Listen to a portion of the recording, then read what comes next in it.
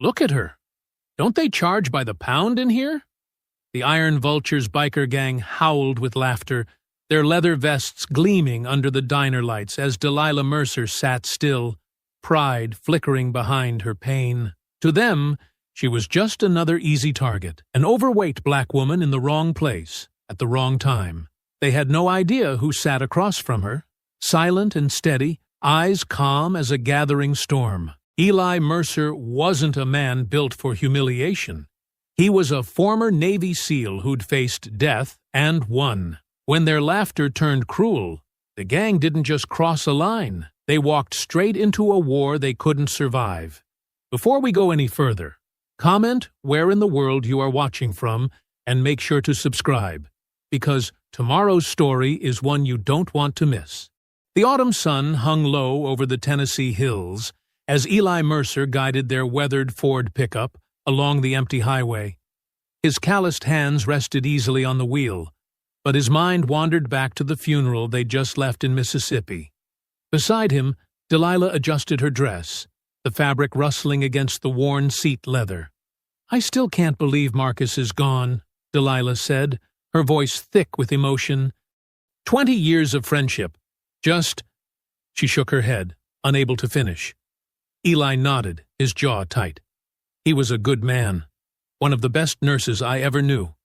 "My mentor," Delilah sighed, dabbing at her eyes. "Lord, I'm hungry. We haven't eaten since dawn." The pickup's engine hummed steadily as they passed faded billboards and browning cornfields. After 3 hours of driving, the sight of Mason's Diner's neon sign glowing against the darkening sky was like a beacon. "Only place open on a Sunday afternoon," Eli observed, turning into the gravel parking lot. The tires crunched over loose stones as he parked between a rusty pickup and a gleaming Harley-Davidson. The diner's bell chimed as they stepped inside. The smell of coffee and fried food hung in the air, but the comfortable diner chatter died instantly. Heads turned, conversations stopped mid-sentence, and silverware clattered against plates as patrons stared. Delilah straightened her spine, holding her head high as they made their way to an empty booth. The vinyl seats squeaked under their weight, and Eli noticed how his wife's hands trembled slightly as she picked up the laminated menu. Trudy Lawson, the waitress, stood frozen behind the counter, coffee pot suspended in mid-pour. Her pale face flickered between fear and shame before she finally approached their table, her notepad clutched tight against her chest. "What can I—" she started, her voice barely above a whisper. "What can I get you folks?" "Coffee, please," Eli said quietly. "And the special." Delilah smiled warmly, trying to ease the tension. "I'll have the same, honey, and a slice of that cherry pie I see in the case." Trudy nodded quickly and hurried away, her shoes squeaking against the linoleum floor. The diner's atmosphere remained thick with unspoken hostility, punctuated by whispered comments and disapproving glances. The bell over the door jangled again, and the temperature in the room seemed to drop. Trent Mason swaggered in, followed by 3 members of his Iron Vulture's gang. Their leather vests creaked as they moved, decorated with vulture patches and white power symbols poorly disguised as heritage imagery. Trent's boots thudded heavily against the floor as he approached their booth, beer on his breath and malice in his eyes. A spider-web tattoo crawled up his neck, disappearing into his patchy beard. His followers spread out behind him like a pack of wolves. "Well, well," Trent drawled, loud enough for the entire diner to hear. "Ain't this sweet? Big Mama and her pet monkey decided to grace us with their presence." Eli's face remained impassive, but Delilah's fingers clenched around her menu. The diner had gone completely silent now, every eye fixed on their booth. Trudy returned with their coffee, her hands shaking so badly that liquid sloshed over the cup's rims. She tried to squeeze past Trent, but he blocked her path deliberately. "Now, honey," he said to Trudy, though his eyes never left Eli. "You sure you want to serve these folks? Might be bad for business, having their kind in here." "We're just trying to eat," Delilah said firmly, though her voice wavered slightly. "Like everyone else." Trent's attention snapped to her, his lips curling into a cruel smile. "Looks like you've done plenty of that already, sister. Ain't you heard? We got weight limits in here. Structural concerns and all that." A few snickers echoed from the other tables. Eli's expression hadn't changed, but something deadly flickered behind his eyes. His hands disappeared beneath the table, curling into tight fists. "Boy," Trent spat the word at Eli, "you need to learn your place. This here's a man's establishment, and you're wearing a man's skin like it's some kind of costume." Eli remained silent, his breathing steady and controlled. Years of SEAL training had taught him to master his emotions, to channel rage into precision. But Delilah could see the storm building behind his calm exterior. Trent reached across the table, deliberately knocking Delilah's coffee cup. Hot liquid cascaded across the table and into her lap. She gasped, jumping up as the coffee soaked through her dress. The diner erupted in cruel laughter. Some patrons turned away, ashamed, but others joined in openly with Trent's display of power. Trudy pressed herself against the counter, clutching her coffee pot like a shield. Eli rose slowly from his seat, each movement measured and precise. The laughter died in patches as people noticed his stance, the perfect balance, the controlled energy of a predator. But before he could speak, Delilah grabbed a napkin, dabbing at her dress. "It's fine," she said, her voice tight with dignity. "Just an accident, right?" Trent grinned, showing tobacco-stained teeth. "That's right. Just an accident." "Clumsy me." Eli settled back into his seat, but his eyes never left Trent's face. When he spoke, his voice was soft, barely above a whisper, but it carried through the silent diner like a blade. "Delilah, finish your pie. I'll handle this." Trent's boots scraped against the linoleum as he circled their booth like a vulture. His gang members spread out, blocking the exits. One of them pulled out a phone, grinning as he started recording. "What's the matter, boy?" Trent grabbed the back of Eli's chair, giving it a rough shake. "Cat got your tongue." He shoved again, harder this time, making Eli's coffee slosh onto the table. Delilah's hands trembled as she tried to eat her pie, keeping her eyes down.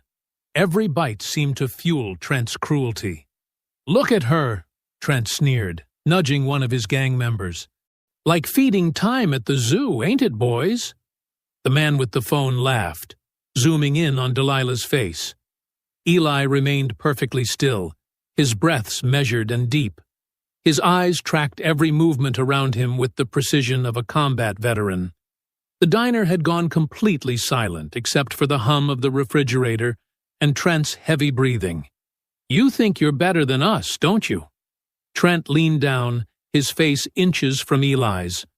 "Sitting here in my daddy's diner like you belong." His hand shot out, grabbing Delilah's plate.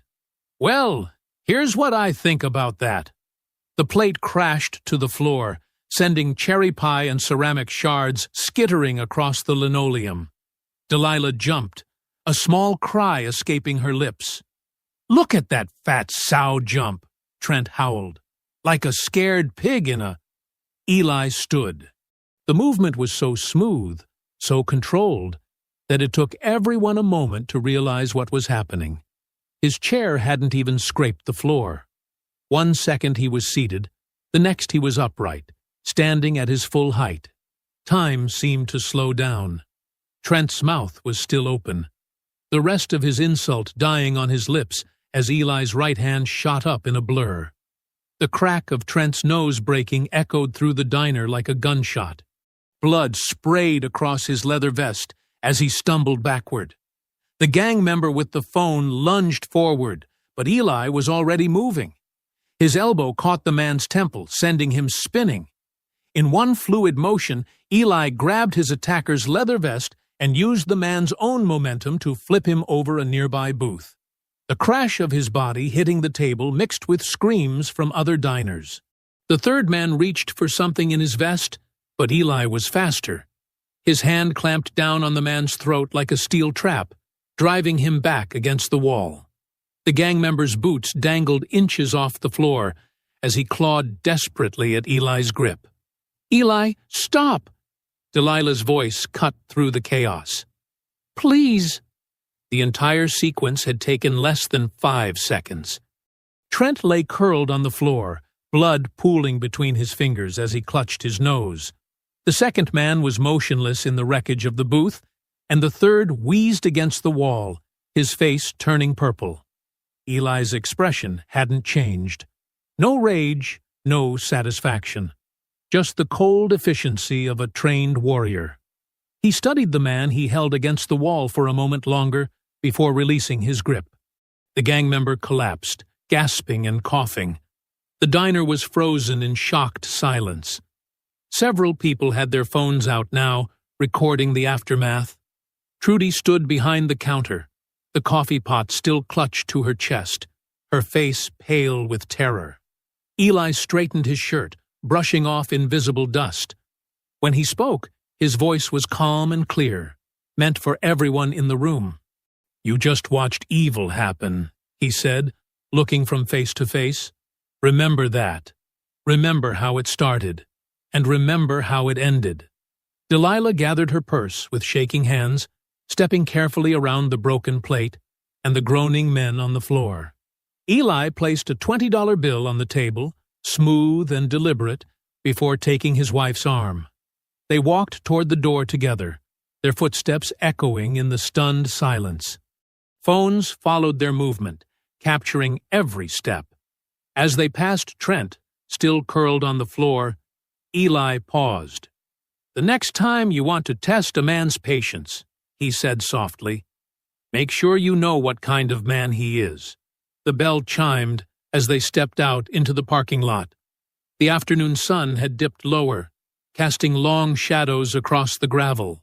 Behind them, they could hear the first whispers starting, the rustle of movement as people rushed to help the fallen gang members. Through the diner's large front window, Eli caught his reflection, a tall, composed figure in simple clothes, nothing about him suggesting the violence he was capable of, but there was something in his eyes now, a weight that hadn't been there before. Beside him, Delilah squeezed his arm, her touch both grateful and afraid. The phones kept recording as they walked to their truck. Some people had come out to the parking lot, keeping their distance but capturing every moment. Inside the diner, Trent's pained groans mixed with the sound of approaching sirens in the distance. Eli helped Delilah into the passenger seat, then walked around to the driver's side. His movements were still perfectly controlled, but now they carried the heavy certainty of a man who knew this moment would have consequences. The truck's engine rumbled to life, drowning out the whispers and the clicking of phone cameras. The late afternoon sun cast long shadows across Eli's backyard as he worked methodically on the fence. His hands moved with practiced precision, replacing rotted boards and tightening loose nails. The physical labor helped quiet his mind after the diner incident, each strike of his hammer driving back memories of the morning's violence. Inside their modest one-story home, Delilah's humming drifted through the screen door. She was making cornbread, her way of finding normalcy in chaos. The familiar tune of an old gospel song mixed with the rhythmic sound of Eli's work. The crunch of tires on gravel cut through the peaceful scene. Eli looked up as 2 police cruisers rolled to a stop in front of their house, their white paint gleaming in the evening light. Sheriff Randall Daniels stepped out of the first car, his badge catching the sun as he adjusted his gun belt. 2 deputies emerged from the second cruiser, hands resting casually on their holsters. "Evening, Mercer," Sheriff Daniels called out, his voice carrying a false friendliness that set Eli's nerves on edge. "Need to have a word with you." Eli set down his hammer carefully, wiping his hands on his work jeans. "Something I can help you with, Sheriff?" The screen door creaked as Delilah stepped onto the back porch, her flour-covered hands gripping the railing. The humming had stopped. Had some trouble down at Mason's today, Daniels said, moving closer. His boots crushed the grass Eli had just mowed that morning. Got 3 men in the hospital. One with a broken nose, another with a concussion, third one can barely speak from throat trauma.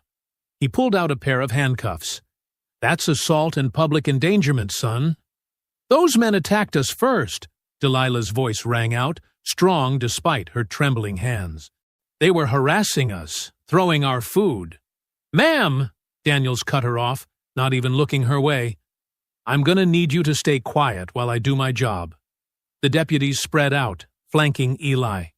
Their hands hadn't left their weapons. I acted in self-defense, Eli said calmly, his military training evident in his controlled tone. There were witnesses, phone recordings.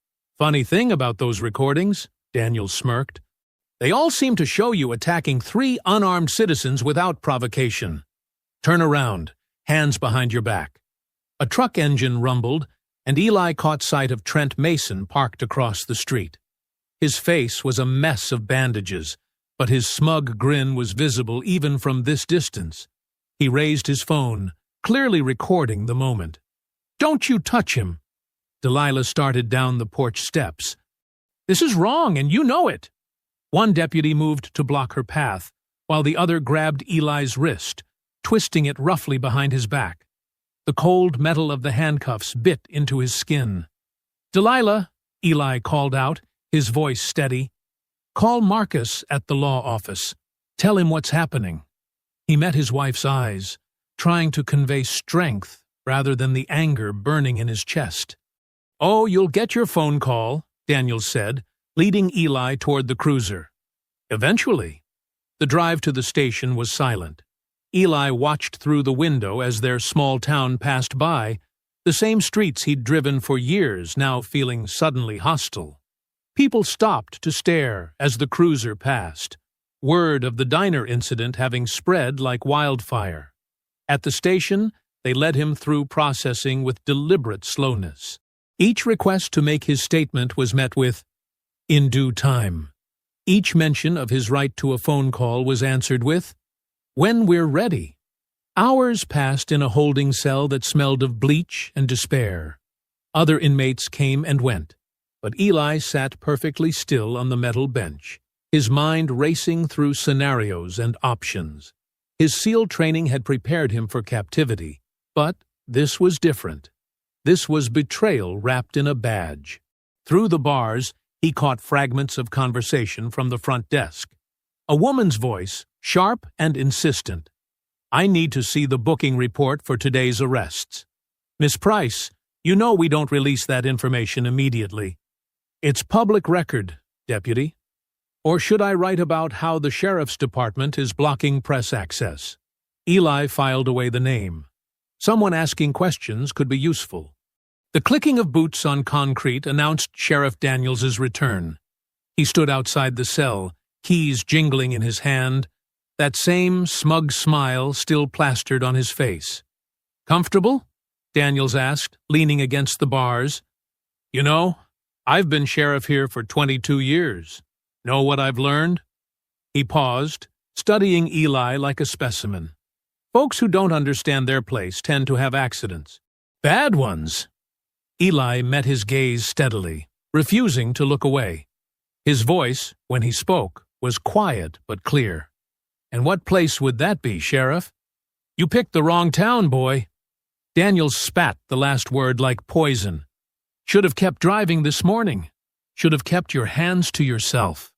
Now you're going to learn what happens to people who don't know their role around here."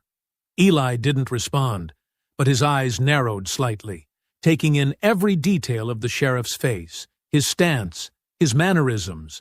Not with fear. No. This was pure tactical assessment. Each threat, each abuse of power was another piece of information to be stored and analyzed. The sheriff's radio crackled, breaking the tension. He stepped back from the cell, that self-satisfied grin still in place. "Enjoy your stay, Mercer. We'll get to your statement. Eventually." The morning sun beat down on the courthouse steps as Delilah climbed them one at a time, her purse clutched tight against her chest. Inside was an envelope containing their savings, scraped together for bail money.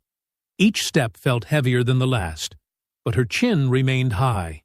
The courthouse lobby buzzed with morning activity. Heads turned as she entered, conversations dropping to whispers.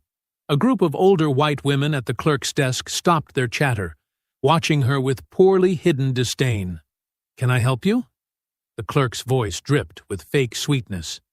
"I'm here to post bail for Eli Mercer," Delilah said clearly, her voice carrying across the quiet lobby. Someone snickered behind her. "Guess her boyfriend got what was coming to him," a man muttered, loud enough for her to hear. Delilah's hands trembled slightly as she counted out the money, but her voice remained steady. The clerk processed the paperwork with exaggerated slowness, making her repeat information multiple times. "District Attorney Pike's office?" Delilah asked, once the bail was posted. "I need to file a complaint about what happened at Mason's Diner." The clerk pointed down a long hallway, her lips pressed into a thin line. As Delilah walked away, laughter erupted behind her. She caught fragments of whispered slurs that made her stomach turn. The DA's office was cool and dark, wood-paneled walls lined with legal texts and hunting trophies. Owen Pike sat behind a massive desk, not bothering to stand when she entered. His suit was expensive, his manner dismissive. Delilah slipped her phone from her purse, thumbing the record button before setting it on her lap, screen down. "Mrs. Mercer," Pike drawled, "what can I do for you today?" "I want to file a formal complaint about the attack at Mason's Diner," she said, pulling out her written statement. "My husband and I were assaulted. We have witnesses." "Attack?" Pike's eyebrows rose. "The only attack I'm aware of is your husband assaulting 3 respected members of this community. They threw our food, called us names, threatened us." "Mrs. Mercer," Pike interrupted, leaning forward, "let me be frank. Your husband caused serious injuries to 3 men. We have multiple witnesses stating he was the aggressor. You people always want trouble, then cry discrimination when you face consequences." Delilah's back stiffened. "You people! You know exactly what I mean." Pike's voice turned cold. "This isn't Mississippi. We don't tolerate troublemakers here, regardless of their background." "So you won't even investigate?" Delilah's voice shook with anger. "Investigation's complete as far as I'm concerned." Pike shuffled papers on his desk. "Your husband's lucky he's only facing assault charges. Now, if there's nothing else?" Delilah stood slowly, her phone secure in her hand.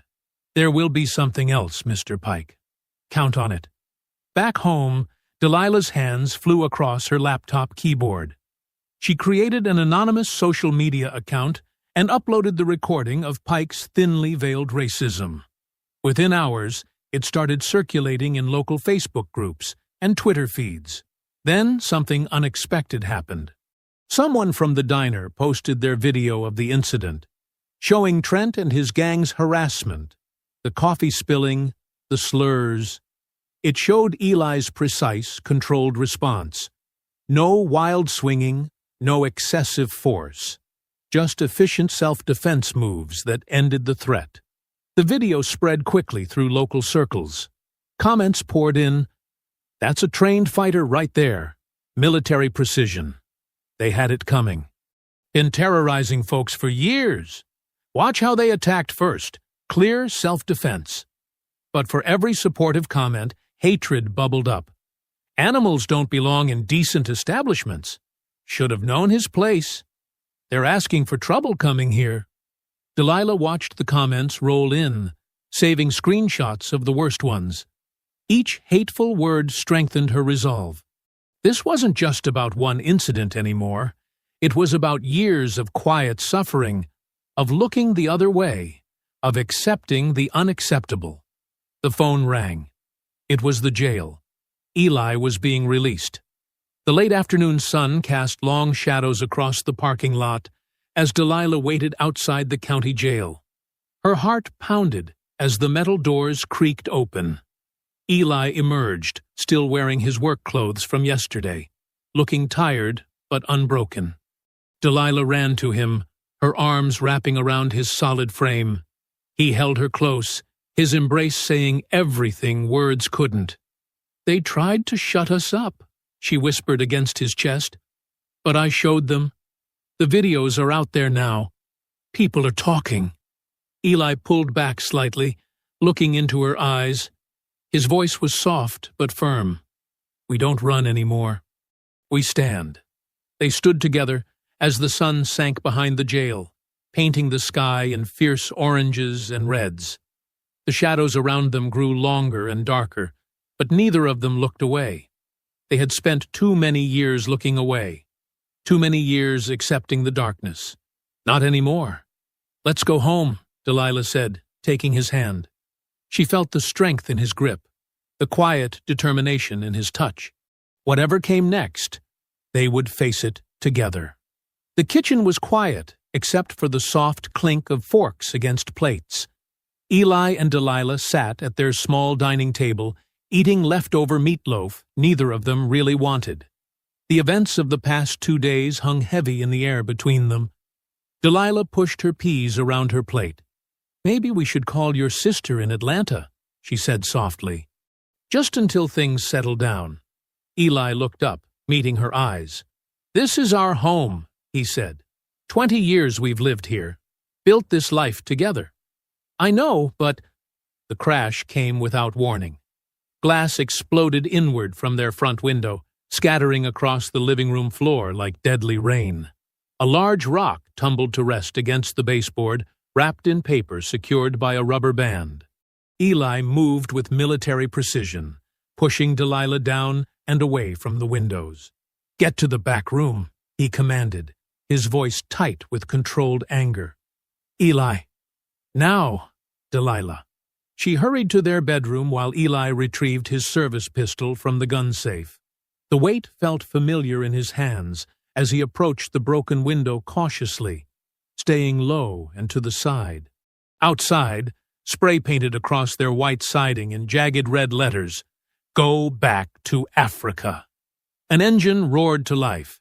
Through the shattered window, Eli caught sight of a black pickup truck peeling away, the Iron Vulture's insignia clear on its tailgate. His finger tensed on the trigger, but he held back. That's what they wanted, an excuse to paint him as the violent one. Instead, he focused on the license plate, committing the numbers to memory before writing them down. TN 847XKP. The truck disappeared around the corner, leaving only the acrid smell of burnt rubber behind. Delilah emerged from the bedroom, wrapping her arms around herself. "What did they throw?" Eli carefully unwrapped the paper from the rock. Inside was a crude drawing of a lynching, signed with the Vulture's logo. His jaw clenched as he set it aside as evidence. "We should call the police," Delilah said, though her tone suggested she already knew the answer. "Sheriff Daniels?" Eli's laugh was bitter. Might as well call his nephew Trent directly. He began sweeping up the glass, while Delilah took photos of the damage and the graffiti. They worked in practiced silence, falling into the routine of cleanup that too many black families knew too well. The phone rang, making them both jump. Delilah checked the caller ID. Unknown number. Eli took the phone, answering cautiously. "Mercer residence." "Mr. Mercer?" A woman's voice, professional but hushed. "This is Angela Price from the Herald Tribune. We need to talk." "Not interested in interviews." "This isn't about the diner incident," she said quickly. "Well, not directly. I've been investigating the Iron Vultures for months. There's something bigger going on." Eli's interest peaked despite his skepticism. "I'm listening." "Not over the phone. Can you meet me?" "Why should I trust you?" There was a pause. "Because I've got documents showing Mayor Harlan bankrolls the Vultures through shell companies. Property records, too. Dozens of black families who've sold their land to his development corporation over the past 5 years. All at prices way below market value." Eli's mind raced. The diner was on that stretch of road. Old family properties that had mysteriously changed hands. The Jenkins family, he said slowly. They swore they'd never sell their grandmother's place. Burned down 3 years ago, Angela confirmed. Insurance claim denied. They sold to Harlan's company a week later. Where do you want to meet? Monroe Library parking lot. 1 hour. Come alone. The line went dead. Eli shared the conversation with Delilah, who immediately shook her head. It could be a trap, she said. Could be the truth, too. Eli checked his watch. Those families deserved better than being scared off their land. Delilah took his hand. We all did. They moved to the front porch, sitting in their old wooden chairs. The spray paint gleamed wet and accusing in the security light. Somewhere in the distance, a dog barked, and crickets chirped their endless summer song. Eli's hand found Delilah's in the darkness. The weight of generational trauma pressed down on them. Nights like this, stretching back through decades, through centuries. Black families sitting on porches, watching their dreams get vandalized, their safety threatened, their dignity assaulted. His voice was barely a whisper when he spoke. It's not about me anymore. It's about every one of us they've buried quiet. The words hung in the humid night air. A truth too heavy to be carried alone, but too important to be set down. They sat there together, watching, waiting, knowing that tomorrow would bring either answers or more questions. But tonight, they had each other, and sometimes that had to be enough. Morning arrived with a heavy mist clinging to the fields. Eli pulled his old Ford pickup into the library parking lot, where Angela Price waited in her weathered Subaru. She climbed into his truck without hesitation, clutching a thick manila folder. Head out to Old Veterans Road, she directed, already flipping through her papers. The stories out there. They drove in silence past the town limits, where neat suburban homes gave way to overgrown fields. The mist thinned as the sun climbed higher, revealing a landscape of abandoned dreams. Stop here, Angela said, pointing to a burned-out shell of what had once been a proud farmhouse. The chimney stood like a gravestone against the morning sky. Eli pulled over, his hands tight on the wheel. The Williams place, he said quietly. Used to be the best peach orchard in 3 counties. Burned down last spring. Angela held up a fire report. Ruled accidental. Faulty wiring. Just like the 6 other houses on this stretch that went up in flames over the past decade. They got out, gravel crunching under their feet. The charred skeleton of the house loomed before them, its windows like hollow eyes. Yellow police tape, faded and torn, still clung to a fallen post. All black-owned farms? Eli asked, though he already knew the answer. Angela nodded, pulling more documents from her folder. Every single one. And look who signed off on all the investigations. She handed him a stack of reports. Sheriff Randall Daniels's signature sprawled across the bottom of each page. A spider's web of corruption in black ink. The Jenkins fire, Eli said, scanning the dates. The Robinsons. The Turners. Each name was a family he knew.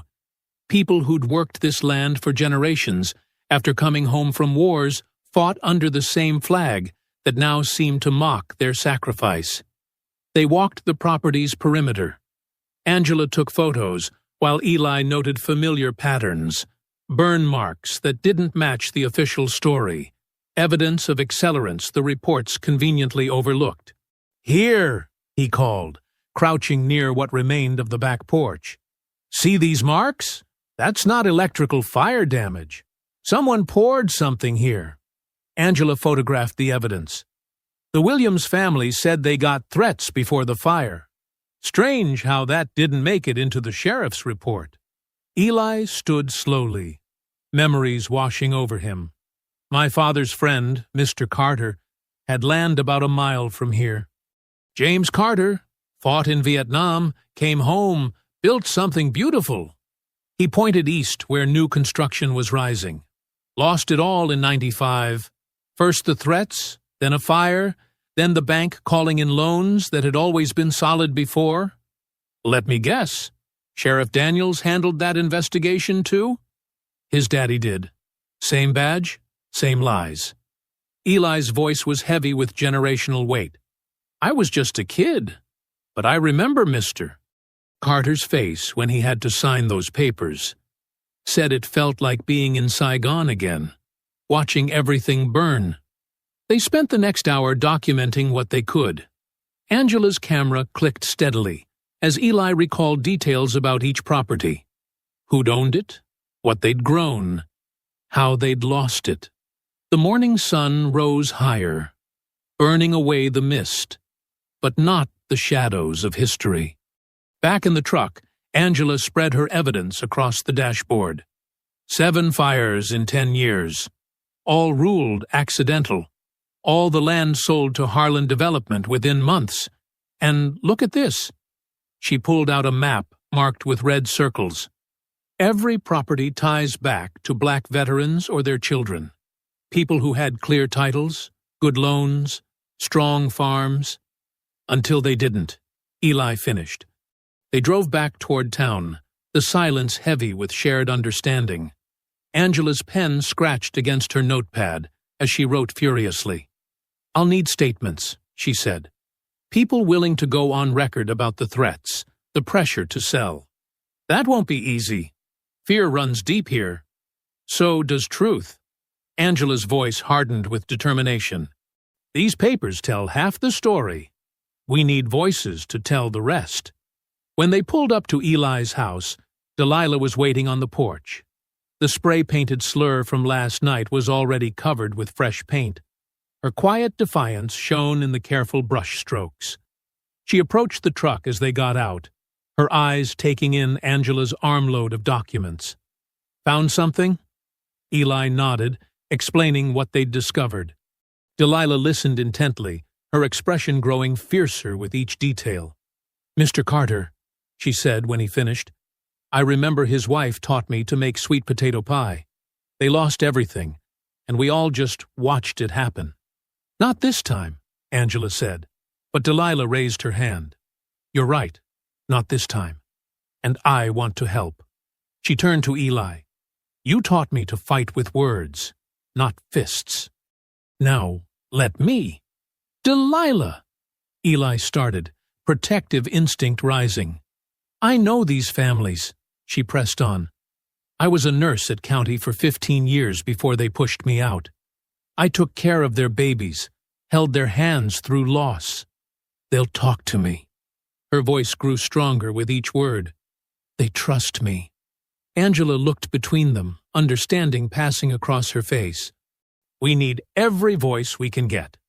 Eli saw the determination in his wife's eyes, the same fire that had drawn him to her all those years ago.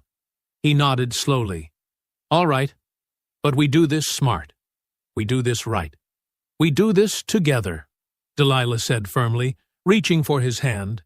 The three of them stood in the morning sun, surrounded by papers that told a story of systematic theft and generational trauma. But in their shared resolve, something else was growing. The first spark of justice, long delayed, but refusing to be denied. Dusk painted the sky in deep purples as Eli carefully mounted the third wireless camera beneath his truck's wheel well. The tiny lens, barely larger than a pencil eraser, would catch anyone trying to tamper with his vehicle. Years of military training had taught him to prepare for the worst while hoping for the best.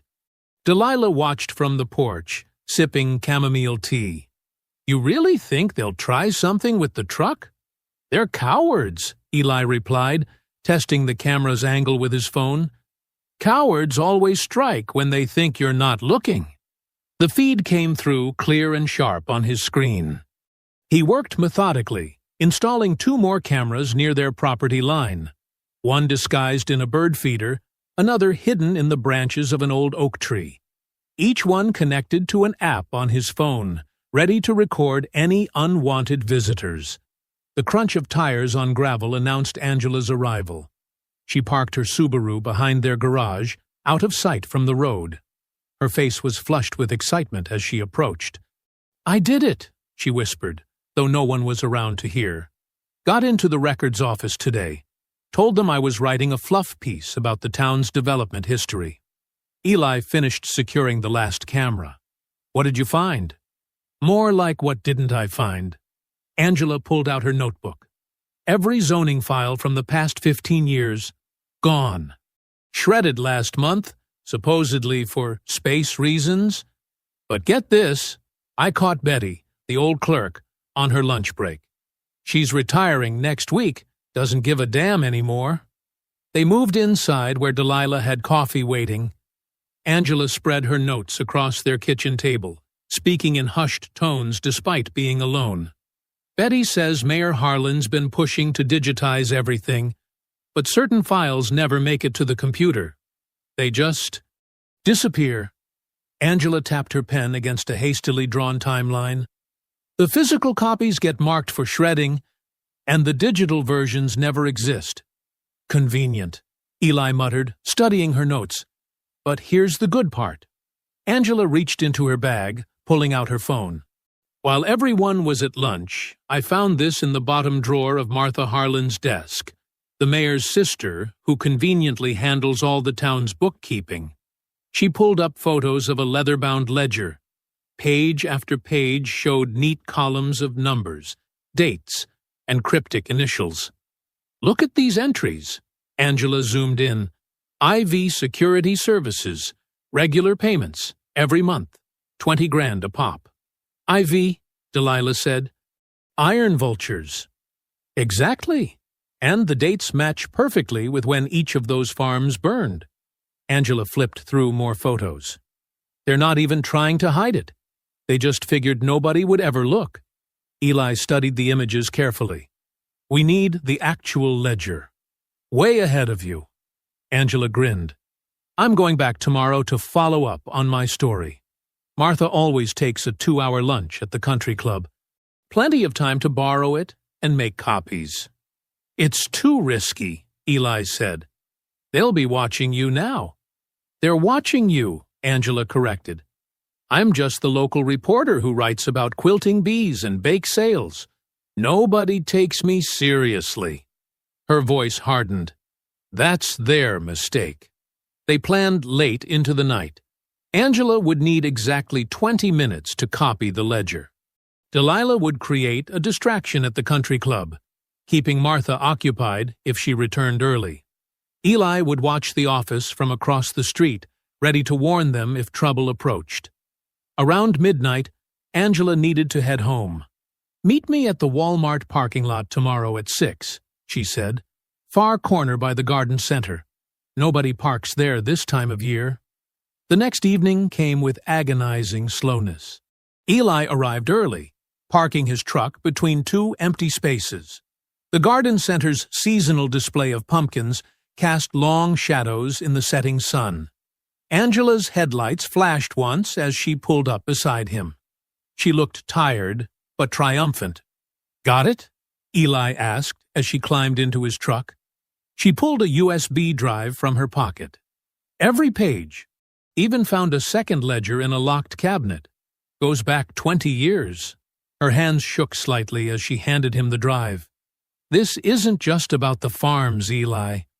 The whole town's been built on burned homes and broken lives." "You were careful?" he asked, pocketing the drive. "In and out clean." Martha never left the club. Seems Delilah's story about needing emergency medical advice for her personal problem was very convincing. Angela smiled briefly, then grew serious. "But Eli, there's more. These payments, they're not just going to the Iron Vultures. There are entries for half the sheriff's department, 2 judges, even the fire marshal. The whole system," Eli said quietly. "Built on ashes," Angela agreed grimly. "Just like you said." They sat in silence for a moment, watching the last customers straggle out of the store. The USB drive felt heavy in Eli's pocket. Years of corruption and violence reduced to strings of ones and zeros. "What happens when we release this?" Angela asked softly. "They'll come at us hard," Eli replied. "Everyone on those ledgers, everyone who's been paid to look the other way, they'll all have something to lose." "Good," Angela said, her voice steel-sharp in the growing darkness. "Let them feel what it's like to lose something for a change." The parking lot lights flickered on, harsh fluorescence casting their faces in stark relief.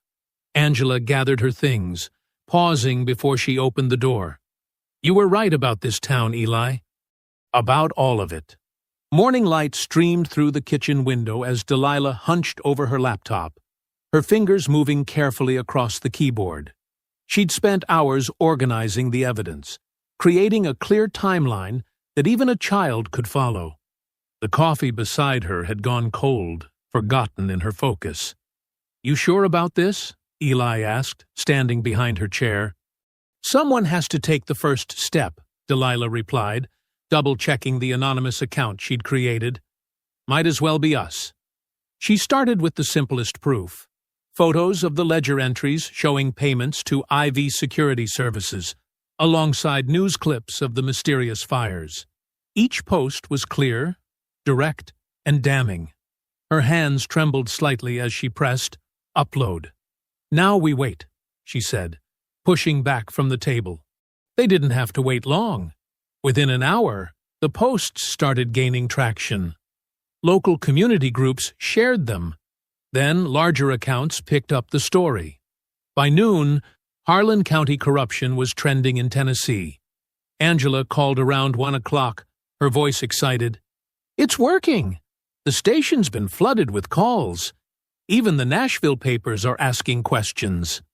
Delilah refreshed her screen constantly, watching the reaction spread. Some tried to dismiss it as fake news, but the evidence was too clear, too detailed to ignore. People began sharing their own stories. More farms lost, more families driven out, more suspicious fires ruled accidental.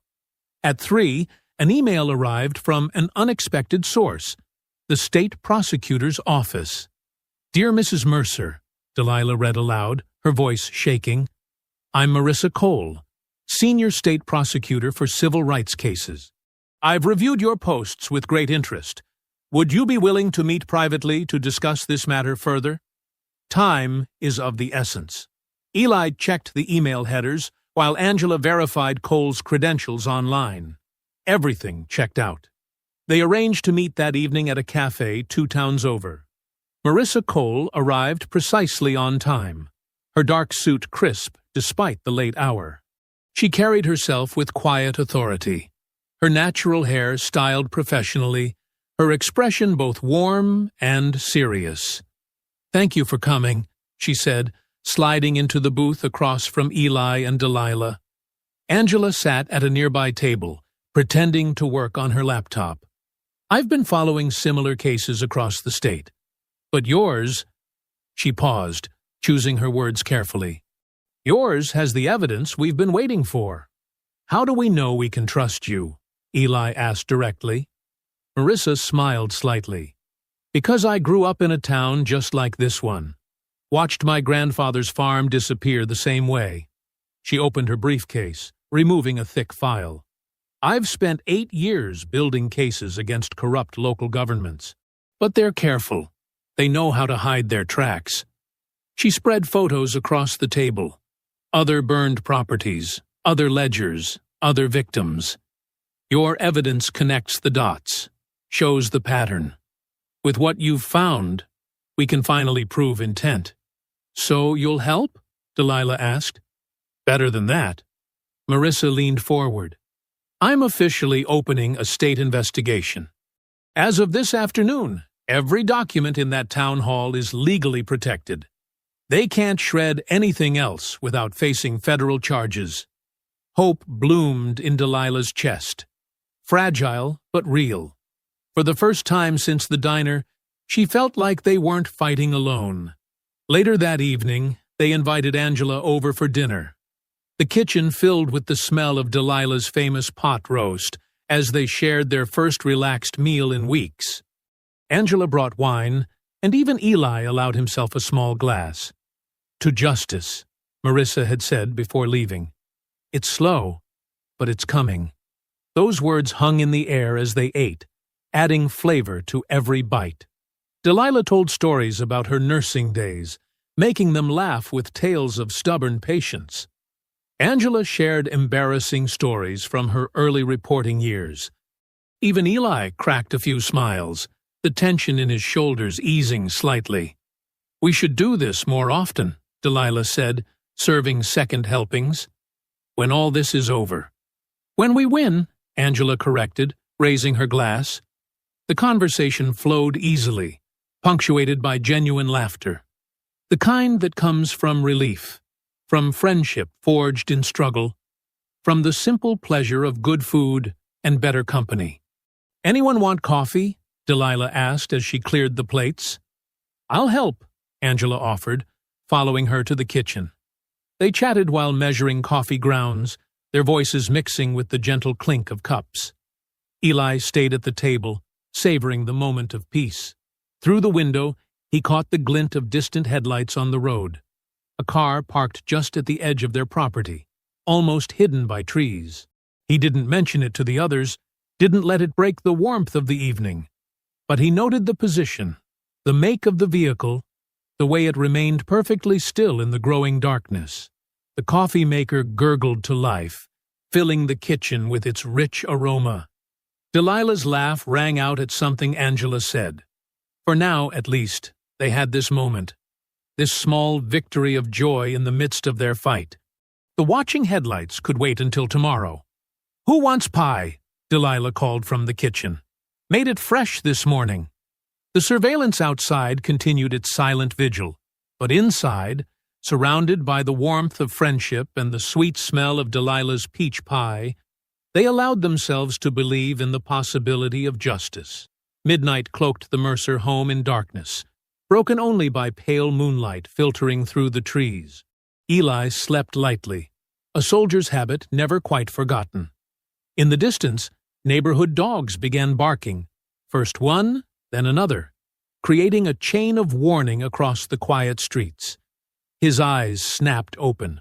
Boom! The explosion rocked the house, sending splinters of wood and glass flying as flames engulfed the front porch. The bedroom filled with orange light and thick smoke. Heat pressed against the windows like hungry hands trying to break in. "Delilah!" Eli rolled out of bed, already moving. The smoke detector's shrill scream joined the chaos. Delilah sat up, coughing. "Eli, what's happening?" "Fire! Cover your mouth!" He grabbed a shirt from the floor, pressing it into her hands. The hall outside their room glowed menacingly, flames already eating through the wooden floor. Another explosion rocked the house, this time from the back door. They were being boxed in. Eli's military training kicked in, assessing exits, calculating odds. The window. It had to be the window. "Hold on to me!" He wrapped one arm around Delilah's waist. With his other hand, he grabbed the heavy bedside lamp and smashed it through the glass. Cool night air rushed in, offering brief relief from the suffocating heat. Delilah screamed as burning debris rained down from above. A piece of flaming wood struck her shoulder, searing through her nightgown. The smell of burned flesh mixed with the smoke. "I've got you, baby," Eli assured her, brushing away the burning fragment. "We're getting out." He helped her through the broken window, trying to shield her from the sharp edges. They dropped onto the grass below, just as the bedroom ceiling collapsed behind them. Delilah stumbled, clutching her burned shoulder. Her face was streaked with soot, tears cutting clean trails through the grime. "Our home," she whispered. "Everything we built." The heat was unbearable now. Eli pulled her away from the inferno, watching helplessly as 30 years of memories turned to ash. Their wedding photos, his service medals, the quilt Delilah's grandmother had made, all of it feeding the hungry flames. Tires screeched on pavement. Angela's car skidded to a stop in front of the house, her headlights cutting through the smoke. She jumped out, running toward them. "I saw the flames from my place." She helped support Delilah's other side. "My God, are you okay?" Before they could answer, sirens wailed in the distance. Red and blue lights painted the smoke-filled sky. But instead of fire trucks, 3 police cruisers appeared first, blocking the street. Sheriff Daniels stepped out, his face illuminated by the burning house. He didn't look surprised. He looked satisfied. "Well, well," he drawled, walking toward them. "Looks like someone got careless with matches." "This was no accident," Eli growled. "You know exactly what happened here." "What I know," Daniels said loudly, for the gathering neighbors to hear, "is that you just torched your own house for attention, trying to frame good people for your publicity stunt." "That's insane," Angela protested, holding up her phone to record. "They were inside. Delilah's hurt." "Put that phone away," Daniels snapped. He turned to his deputies. "Arrest him." Domestic terrorism charges. 2 officers approached with handcuffs. Eli knew he could take them both. His body tensed, ready. But Delilah's soft touch on his arm stopped him. "Don't," she whispered. "Don't give them what they want." Finally, fire trucks arrived. Paramedics rushed to check Delilah's burns while deputies pulled Eli's arms behind his back. The cuffs clicked shut, cold metal against his skin, still hot from the fire. "She needs a hospital," Angela insisted, supporting Delilah as the paramedics led her to the ambulance. "Oh, she'll get one," Daniels smirked. "Can't say the same for him." They shoved Eli into the back of a cruiser. Through the window, he watched his life turn to embers. Delilah's face, brave despite the pain, disappeared into the ambulance. Angela stood in the street, still filming, her expression a mix of fury and determination. The cruiser pulled away. In the rearview mirror, Daniels's eyes met Eli's, cold with cruel triumph. "Guess you'll sleep warm tonight." Eli didn't respond. He watched his burning home shrink in the distance, the flames reaching toward the stars like desperate fingers. The heat had melted the vinyl siding, revealing the bones of the house beneath, just like the fire had exposed the rot at the heart of this town.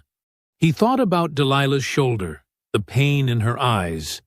He remembered the careful way she decorated each room, making their house a home despite the hostile neighborhood. The garden she'd planted in the spring, full of tomatoes and peppers that would never be harvested now. The cruiser turned a corner, and the glow of the fire disappeared. Darkness pressed against the windows, broken only by occasional streetlights. Each flash illuminated Eli's reflection, calm, controlled, but his eyes burning with an intensity that matched the inferno they'd left behind. In his mind, he could still hear the explosion, feel the heat of the flames. He knew the truth. This wasn't just about him anymore. It wasn't even about the house. This was their enemies showing their hand, revealing how far they'd go to maintain their power. The radio crackled with fire department updates. The flames had spread to the garage. The roof had collapsed. "Total loss," they reported clinically, as if they weren't describing the destruction of a family's entire world. Morning sunlight crept through the narrow window of Eli's cell, painting a thin stripe across the concrete floor. He hadn't slept, his mind replaying the explosions, the heat, Delilah's pain-filled eyes. The cell block's fluorescent lights buzzed overhead, a constant irritant that matched his growing anger. The morning news droned from a TV in the guards' area. "Local man suspected of arson." He caught fragments of the story, his name dragged through mud, painted as a desperate man seeking attention. No mention of the history of fires targeting black families. No questions about why he'd burn his own home with his wife inside. A guard dropped a newspaper through the bars. The headline screamed, "Veteran torches home in racial hoax." Below it, a photo of his burning house, and Sheriff Daniels quoted extensively about troublemakers, and outside agitators. Eli's hands trembled as he read. Not from fear, from rage. He needed to know if Delilah was okay, if Angela had made it home safely.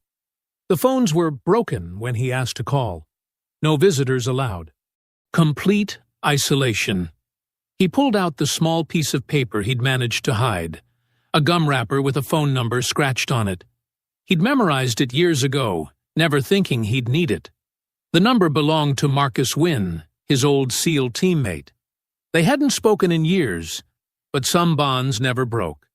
Deputy Carl Jenkins passed by on his rounds, younger than most here, with eyes that carried doubt instead of hatred. Eli had noticed him watching, thinking, questioning. "Deputy," Eli called softly. "My wife. Is she—" Jenkins glanced around before answering. "ICU. Burns and smoke inhalation. Stable." He hesitated. "Reporter lady who was helping you. Nobody's seen her since last night." Eli's stomach tightened. Angela missing. Delilah hurt. His world burning down while he sat in a cage. "Could I make one call?" Eli asked. "Just one." Jenkins looked torn. "Phones are down." "Your cell phone, then, please. I served this country for 20 years. The deputy's face shifted. He reached for his pocket, then stopped. "They got cameras everywhere now, but—" He slid a paper and pencil through the bars. "Write what you need. I'll handle it." Eli quickly wrote Marcus's number and a coded message they'd used in combat. "Spider web. 3 clicks south. Bring rain." To Marcus, it would mean trapped, need extraction, bring heavy support. Jenkins tucked the paper away and moved on. An hour passed. 2. Eli did push-ups in his cell, keeping his body ready. His mind calculated angles, exits, weak points. The SEAL in him never truly slept. The TV droned on. A press conference now. Mayor Harlan speaking about maintaining order and dangerous elements. The corruption was so blatant, it was almost beautiful, like a snake sunning itself in plain view. Near noon, Jenkins returned. He slipped a small flash drive through the bars. "Found this in evidence. Thought you should see it." His voice dropped. "They killed my cousin Tommy same way. Burned him out when he wouldn't sell his land. I was just a kid. Nobody did nothing." Eli palmed the drive. "Why help now?" "Because somebody's got to end it. All of it." Jenkins straightened up, resuming his official posture. "State prosecutor's been asking questions. Maybe this time it's different." The afternoon crawled by. Eli couldn't access the drive's contents, but its weight in his pocket felt like hope. He thought about Delilah in the hospital, fighting alone. About Angela somewhere out there, hopefully safe. About all the others before him who'd faced this same fire. At 4 o'clock, commotion erupted in the booking area. Voices raised, papers shuffled. Footsteps approached his cell. "Mercer," a guard called. "Bail's been posted. Anonymous source." Eli stood slowly. He knew who it was. Marissa Cole, the state prosecutor, moving pieces carefully. As they processed his release, he caught Jenkins's eye. The deputy moved close, pretending to check his paperwork. "They're planning to finish it tonight," he whispered. "Whatever you're going to do it fast." Eli nodded slightly. Outside, the late afternoon sun felt strange on his skin. The town looked different now. Every shadow potentially hostile, every passing car a threat.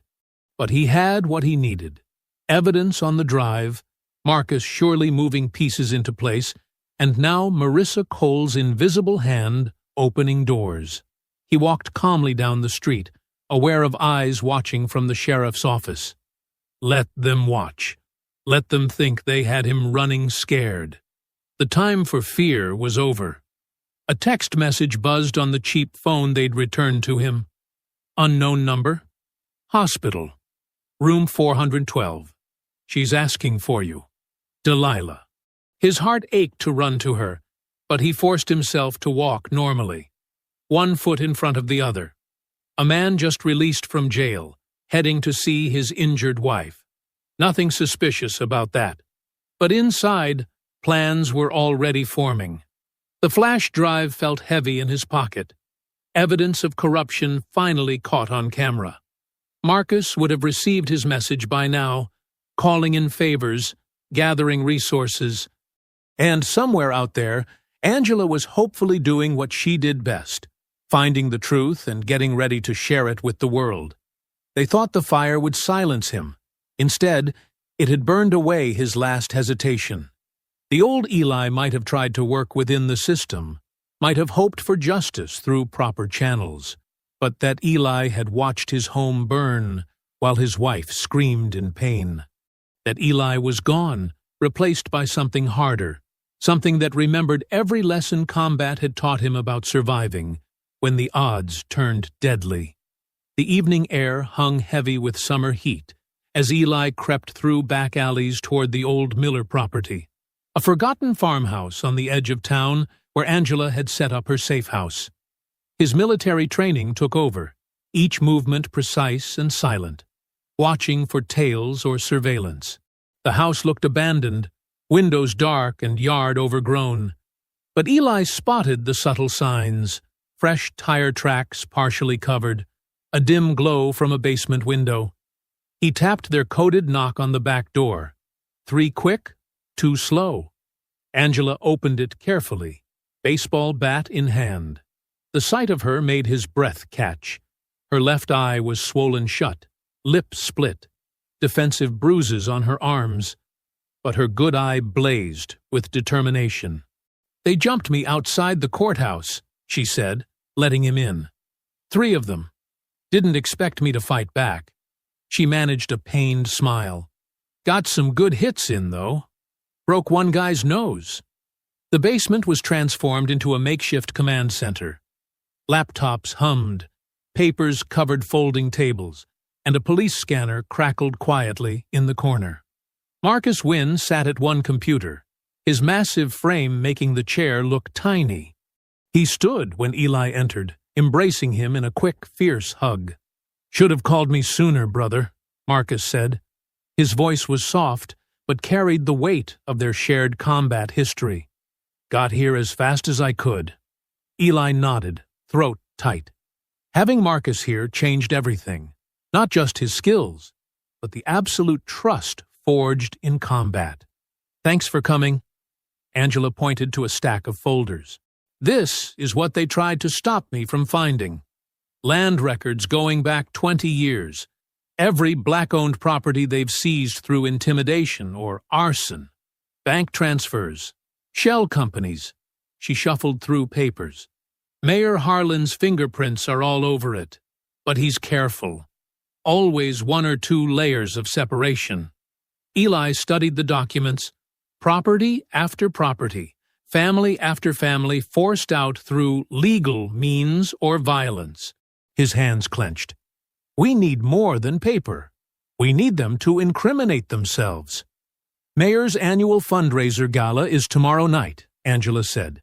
"Every powerful person in the county will be there. All the players in one place."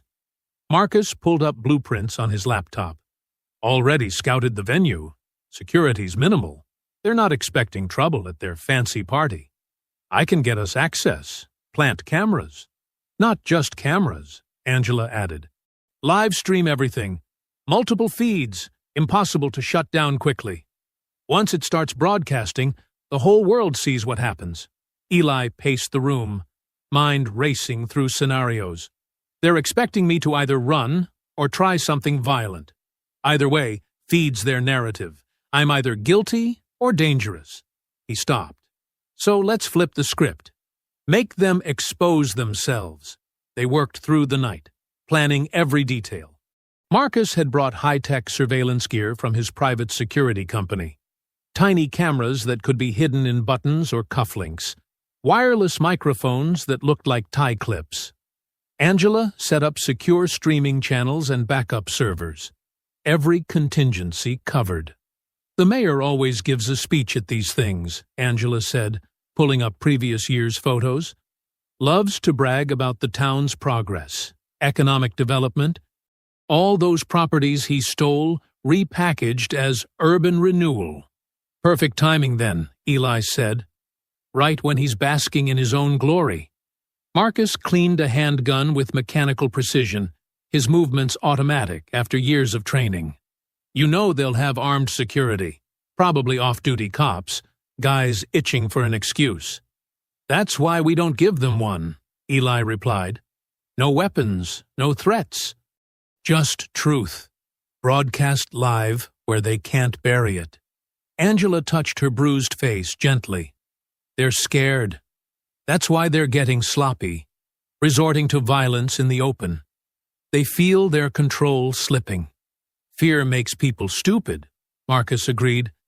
Makes them forget themselves, show their true faces. Eli sorted through surveillance photos, the mayor glad-handing at events, the sheriff's suspicious meetings, iron vultures intimidating people in broad daylight. Such arrogant confidence in their own untouchability. Delilah's still in the hospital because of them, he said quietly. Others lost everything. Some died. Also, these men could play kings of their little kingdom. He looked at his friends. Tomorrow night, the kingdom falls. They worked methodically, checking and rechecking equipment. Marcus modified a server rack to fit in a catering van. Angela wrote code to mirror the stream to hundreds of sites simultaneously. Eli memorized blueprints and practiced with the hidden cameras until every movement felt natural. Near dawn, they finally paused for coffee. The basement walls were covered in photos, documents, and diagrams, a web of corruption laid bare. 20 years of injustice about to be exposed in one night. You know what happens after, Marcus said. Win or lose, this town won't be safe for you anymore. Eli nodded. It hasn't been safe for a long time. We just pretended it was. Angela checked her feeds one last time. Everything's ready. Multiple angles, backup power, secure connections. She looked at Eli. They wanted to make an example of you. Scared people into staying quiet. They wanted a spectacle, Eli said softly, checking the hidden camera in his tie clip. Let's give them one. The morning sun began to creep through the basement windows. In 12 hours, the mayor's gala would begin. All those powerful people gathered to celebrate their own success. Unaware they were walking into their own exposure. Eli touched the bandage on his arm, where glass from his burning home had cut him. Some wounds needed to be shown to the world to heal. The neon sign of Mason's Diner flickered against the dark Tennessee sky, casting an eerie red glow across the empty parking lot. Trent's motorcycle roared into view, followed by the rumble of his gang's bikes. They scattered gravel as they skidded to a stop, their chrome pipes still hot and ticking in the night air. Eli's black truck pulled up quietly behind them, its headlights cutting through the darkness. He stepped out, his movements measured and precise. The same diner, the same players. But this time, everything was different. His phone was already recording, broadcasting live to thousands who had witnessed Trent's confession at the gala. You should have stayed down the first time, boy, Trent shouted, his voice cracking with fear disguised as bravado. His nose still showed the crooked evidence of their first encounter. Eli said nothing. He walked forward, his boots crunching on loose gravel. The wind picked up, carrying the smell of rain. Behind him, lightning flashed across distant clouds. The iron vultures, 8 of them now, formed a half-circle around their leader. They pulled out chains, brass knuckles, and switchblades. The weapons glinted in the neon light, but their hands shook. They had seen what Eli could do. "Inside!" Trent barked at his men, backing toward the diner's entrance. "We finish this where it started." The bell above the door chimed as they burst in. The late-night waitress screamed and ran out the back. Chairs scraped across linoleum as the few customers fled. Eli followed them in, calm as still water, deadly as undertow. "You're streaming this?" Trent laughed nervously, noticing Eli's phone propped on the counter. "Let them watch. Show them what happens to people who don't know their place." Eli finally spoke, his voice low and steady. "You're right. Let them see exactly that." The first attacker came at him with a chain. Eli stepped inside the swing, caught the metal links around his forearm, and yanked. The man flew forward into Eli's knee, crumpling with a wet crunch. One down. Two more rushed him from opposite sides. Eli moved like liquid shadow between them, letting them tangle with each other. A quick elbow to one's temple, a sweep of the legs for the other. Their heads cracked together on the way down. 3 down. A blade flashed in the fluorescent light. Eli caught the stabbing wrist, twisted until bones popped, and slammed the attacker face first into a table. The wood splintered, coffee cups exploding across the floor. 4 down. "He's not human!" someone shouted. But Eli was very human. Each move was calculated, each strike the product of years of training. He wasn't fighting with rage. He was executing a mission. These men had terrorized his community for too long. The diner that had served hate was about to serve justice. Tables overturned as the remaining men tried to circle him. A chair flew at his head. Eli ducked, let it crash into the counter behind him. The metal napkin dispenser fell, scattering silver packets across the floor. Someone slipped on them, went down hard. Eli made sure he stayed down. 5 down. The next 2 came together, swinging wild haymakers. Eli stepped between their blows, his elbows finding pressure points, his knees striking joints. They dropped, gasping and clutching injured limbs. 7 down. Only Trent remained, backed against the same booth where he had first harassed Delilah. His face was pale, sweat rolling down his temples. The man who had seemed so big, so powerful that day, now looked small and pathetic. "My father owns this town," Trent said, his voice trembling. "You can't—" Eli crossed the distance in 2 steps. His hand shot out, gripping Trent's throat and pinning him to the wall. The phone on the counter captured everything. "Your father?" Eli's voice was steel wrapped in velvet. "Your father built his fortune stealing from black families, burning them out, killing their dreams." He increased the pressure slightly. "But you're worse. You enjoyed it, made it personal, made it sport."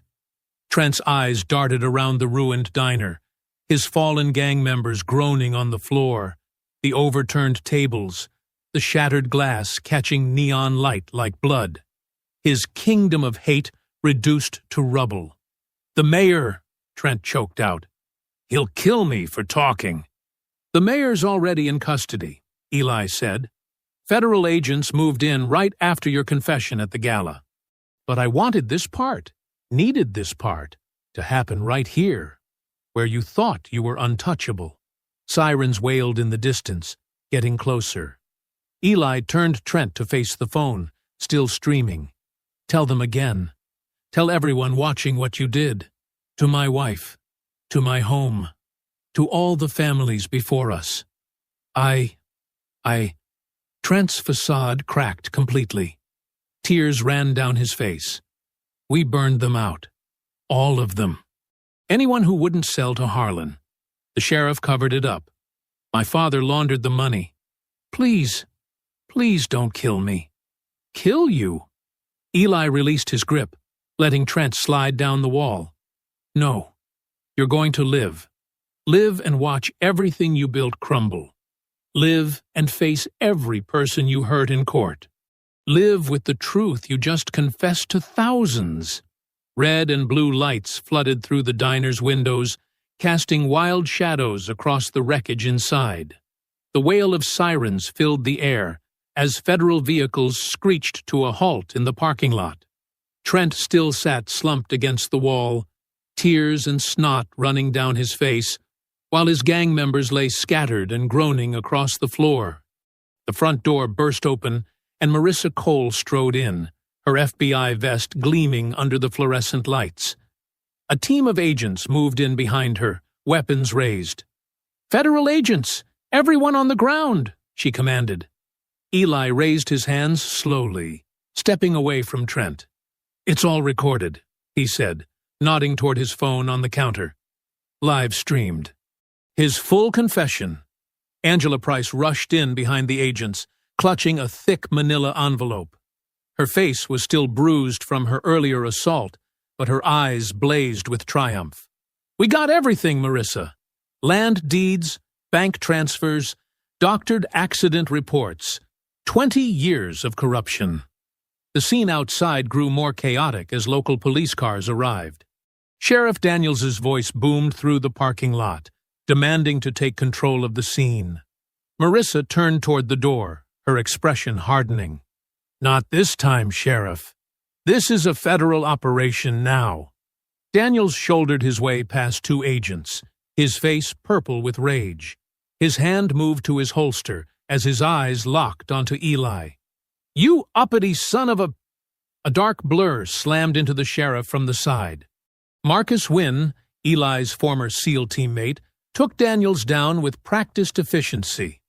The sheriff's gun skittered across the floor as they crashed into a booth. "Watch your six, brother," Marcus said, pinning Daniels with a knee to his back. "Some snakes bite when they're cornered." More agents poured in, securing the scene. They pulled Trent to his feet, cuffing him as he continued to sob. His gang members were zip-tied and lined up against the wall. Through the windows, Eli could see Mayor Harlan being led out of a black SUV in handcuffs, his expensive suit dirty and torn from resisting arrest. "Mr. Mercer," Marissa approached Eli, her voice professional but her eyes showing respect. "Your live stream reached over 50,000 viewers in the last hour. The governor's office is already calling for a full investigation into the county's leadership." Angela held up her phone, still recording. "The local news stations are picking it up now. Every major network in Tennessee will be running this by morning." She turned to Eli. "You did it. You broke their whole system wide open." Sheriff Daniels thrashed under Marcus's hold. "This ain't over. You can't—" "Can't what?" Marissa cut him off. "Can't arrest you for conspiracy? Obstruction of justice? Hate crimes?" She crouched down to meet his eyes. "We have tape of you taking bribes. Testimony from your own deputies. Bank records showing kickbacks from every suspicious fire for the past decade." The diner's parking lot had become a circus of flashing lights and gathering crowds. Local residents stood behind police tape, many holding up phones to record. Some looked shocked, others vindicated. The truth was finally too bright to ignore. Two agents hauled Trent past Eli toward the door. The gang leader could barely walk, his legs shaking. "My father," he whimpered. "Please, I want my father." "Your father's got his own problems," Marcus said, still holding Daniels down. "Whole Mason family's about to learn what justice tastes like." Angela moved closer to Eli, her voice low. "You should know. Someone leaked your service record to the press. Your medals, your commendations. The town's finding out exactly who they've been trying to run off." Eli shook his head. "That's not what this was about." "No," she agreed. "But it matters. They need to understand that the man they treated like dirt was a hero all along. Makes the shame hit harder." The sound of more vehicles approaching drew their attention. Through the glass, Eli saw a familiar car pull up. His heart stopped when the back door opened. Delilah sat in a wheelchair, pushed by a nurse from the hospital. Her arm was bandaged, her face still showing burns from the house fire, but her eyes, those eyes that had first made him fall in love, shone with pride and defiance. Eli moved toward the door, but Marissa touched his arm. "We still need your statement, Mr. Mercer." "Take it outside," Marcus suggested, seeing the look on his friend's face. "Man needs to see his wife." They helped Eli navigate through the chaos of evidence collection and arrested suspects. As he stepped into the cool night air, Delilah wheeled herself forward to meet him. The crowd behind the police tape fell silent, watching. "You shouldn't be out of the hospital," Eli said softly, kneeling beside her wheelchair. Delilah reached up with her good hand to touch his face. "Wasn't going to miss this. Not for anything." Her eyes swept over the scene. The arrested mayor, the cuffed sheriff, the fallen iron vultures being loaded into transport vans. "Told you the truth would burn brighter than hate." Tears welled in Eli's eyes as he pressed his forehead to hers. Around them, camera flashes popped like stars, recording the moment when justice finally came to their small Tennessee town. The neon sign of Mason's Diner buzzed overhead, no longer a symbol of segregation and fear, but a beacon marking the spot where change had finally, irrevocably, arrived. 3 weeks later, autumn painted the Tennessee hills in rich golds and crimsons. The morning sun cast long shadows across the newly paved parking lot of what used to be Mason's Diner. Fresh paint gleamed on the restored building, and a brand-new sign hung proudly above the entrance. "Mercer's Place, where everyone belongs." Eli pulled into the lot, his truck's tires crunching on fresh gravel. Delilah sat beside him, her burns healing well but still visible on her arms. She wore them like medals now, refusing to hide the scars that told their story of survival. "Look at that line," she said, pointing to the crowd of people waiting outside the diner's doors. Black, white, young, old, all mingling together, sharing coffee from thermal cups as they waited for the grand opening. James and Marie Carter, the new owners, stood at the entrance, greeting everyone. They were local heroes in their own right. Their family had lost 3 homes to mysterious fires over the years, but they'd never stopped fighting. When the truth about Mayor Harlan's land-grabbing scheme came out, they were among the first to receive compensation. Eli parked at the far end of the lot, trying to avoid attention. It didn't work. People noticed them immediately, and a ripple of whispers spread through the crowd. Some raised their phones to take pictures. "Still can't get used to that," Eli muttered. Delilah squeezed his hand. "They need their heroes, baby. Let them have this moment." As they walked toward the entrance, Eli noticed Angela's feature article posted in the diner's window. The National Tribune had run it last week. "The Veteran Who Fought Back. How One Man's Stand Against Corruption Changed a Town." The story had gone viral, sparking investigations into similar patterns of discrimination across the South. James Carter spotted them and rushed over, his face beaming. "There they are, our guests of honor." He embraced Delilah carefully, mindful of her healing injuries. "Marie's got your usual booth ready. Can't open without our first official customers." Inside, the diner had been transformed. Gone were the dingy walls and worn fixtures. Warm lighting illuminated local artwork, and the booths were upholstered in rich burgundy. But it wasn't just the decor that had changed. The atmosphere felt different, lighter somehow, as if decades of hatred had been scrubbed away with the old paint. Marie Carter hurried over with 2 steaming mugs of coffee. "On the house, forever," she insisted. "After what you 2 started." "We just stood up," Eli said quietly. "You all did the rest."